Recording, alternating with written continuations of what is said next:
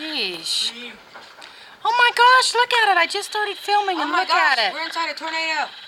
What the heck? Wow. I'm so glad I just started filming that. Starting out the back was. Oh my gosh. That was crazy. That was a tornado. I turned it on to get that down there in the Monkey Paws big field back there. And jeez, it's crazy. I know they're getting it up there. I can't even see now because of the dirty window. Gosh, I heard the wind blowing real hard. Secondly, I looked out. We just see snow flying up in the air and it hits Joey's house. I could just feel Joey's. There must not be any. Now the sun's shining.